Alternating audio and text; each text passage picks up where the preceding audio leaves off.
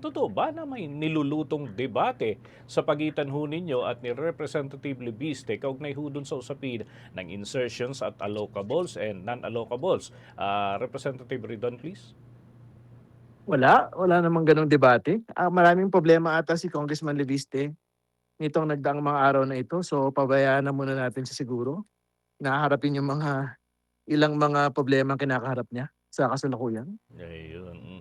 Pero we're just curious, ano, meron ba kayong dating banggaan, bangayan, kahit nung bago pa kayo nakabalik diyan sa Kamara? Meron bang ganung mga senaryo before or meron kayong conflict sa kamag-anak niya o kaalyado for that matter, Representative Ridon?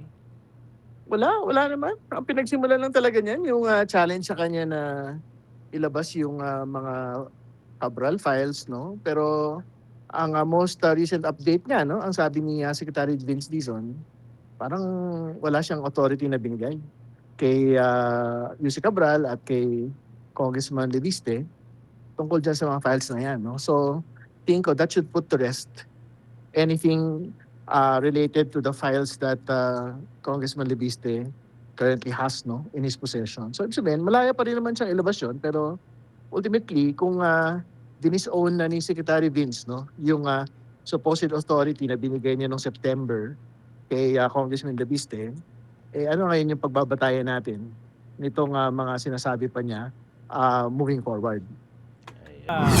Nais po naming ipabatid po sa inyo na kanina ay nakausap din ho namin itong si Representative Ridon. And kumusta naman ho kayo, yung inyong samahan bilang parehong miyembro ng mababang kapulungan ng Kongreso?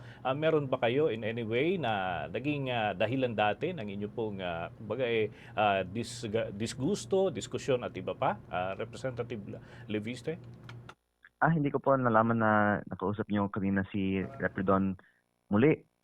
Parang ilang beses na tayo nag-usap tungkol dito sa inyong show. Mhm. Ah, Okay. wala naman. Actually, Mhm. parang maganda nga na may diskusyon sa Kongreso kasi madalas sa Kongreso hindi nagkakaroon ng debate at yung iba nga mga miyembro hindi nga pumapasok eh.